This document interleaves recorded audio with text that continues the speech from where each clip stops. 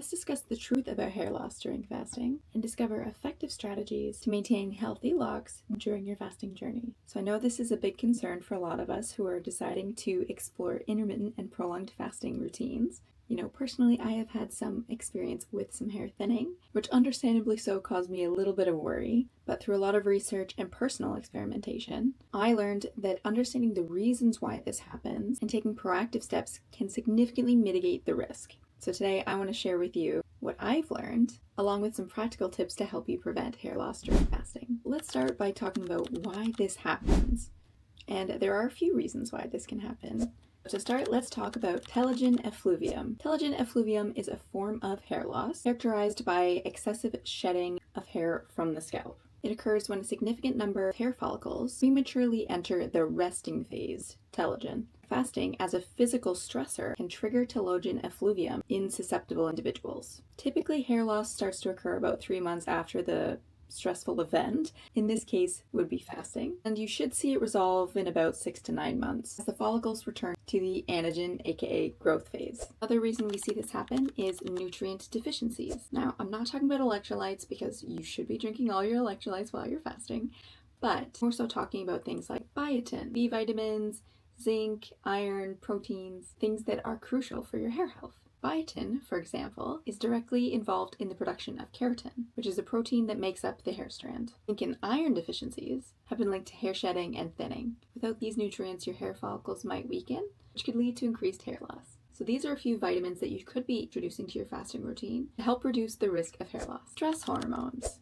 Now, we know that fasting is extremely stressful on the body, which already triggers an increase in your cortisol levels. Cortisol is known as the stress hormone and plays a role in the body's response to stress. Elevated cortisol levels can disrupt the hair growth cycle by pushing more hair follicles into the shedding phase, telogen phase. As I mentioned before, with telogen effluvium, this can lead to more noticeable hair loss over several months after your fasts. So this is why I always recommend to reduce your stress as much as possible during your fast and not doing exercises that might raise your cortisol levels even more. So we want to focus on rest and self-care to help de-stress us during our fasts. Insulin and blood sugar levels. Fasting obviously alters your insulin sensitivity and blood sugar levels in the body. Insulin resistance or fluctuations in blood glucose can impact your hair growth cycles. High insulin levels, often associated with insulin resistance, or diet high in refined sugars and carbohydrates, have also been linked to other hair loss conditions as well, like androgenetic alopecia. This one's a little more difficult to avoid, but what we can do is when we're going into the refeeding cycle, especially if you're doing fractional fasting cycles, is making sure you're refeeding properly, staying as ketogenic as possible, and avoiding refined sugars, carbohydrates, so that we are not causing those big spikes in our blood glucose. Individual susceptibility. Obviously, some people are genetically predisposed to this, and if you have any underlying health conditions before you started fasting, obviously this can affect how individuals will have different responses to fasting in terms of hair health. Some people may be more prone to nutrient deficiencies or hormone imbalances that affect hair growth. Conditions like thyroid disorders or hormonal imbalances, like PCOS, can make hair loss even worse while you're fasting. It is important to note that it is temporary. In the majority of cases, hair loss experienced while you're fasting is temporary and resolves once you return back to your normal diet, whatever that normal diet looks like for you. And even if you're doing a longer fast, sometimes your body starts to adapt and gets used to the fasting routine, though you'll start to notice some hair regrowth even during your fast, like I did. So let's talk about managing your hair loss during fasting, starting with your diet. To mitigate hair loss during fasting, it's essential to focus on maintaining a balanced diet during your fasting period. If you're doing time-restricted fasting methods like ADF, OMAD, intermittent, etc., as well as during the refeeds. We want to make sure we're being properly hydrated, especially with our electrolytes. And you can consider incorporating foods that have iron, biotin, and zinc, like eggs, lean meats, leafy greens, and seafood. Additionally, as I said before, managing stress is going to be crucial for you. So working on some relaxation techniques, low intensity exercises only, and getting sufficient sleep, ample sleep, honestly, will not only help support your overall health and well-being during the fast, but also including your hair health.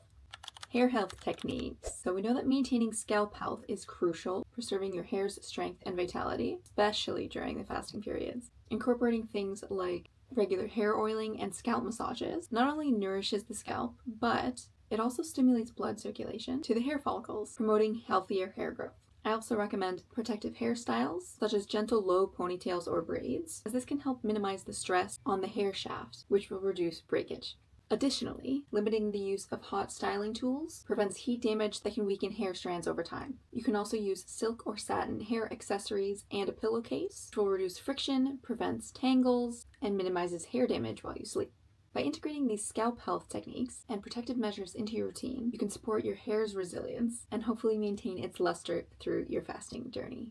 Professional advice. I think it's also important to monitor your hair loss patterns and to seek professional advice when necessary. Dermatologists and specialists can provide personalized recommendations and treatments if needed. By understanding the physiological mechanisms behind hair loss during fasting and taking those proactive steps to support hair health, you can definitely minimize the potential hair loss risk and promote healthy hair growth while you're fasting. Let's be honest. All this is to say there is a possibility you may experience hair loss while fasting, but it's important to acknowledge that it is often a temporary side effect. When I embarked on my fasting journey, I noticed some hair thinning, which initially was a little concerning, especially considering my unique case with scalp psoriasis, which makes me more prone to hair loss. So I found reassurance in knowing that this shedding phase is indeed temporary, and when your body adjusts to the change in diet and stress, in my experience, after completing my initial fast years ago, I noticed how quickly my hair began to regrow despite my condition.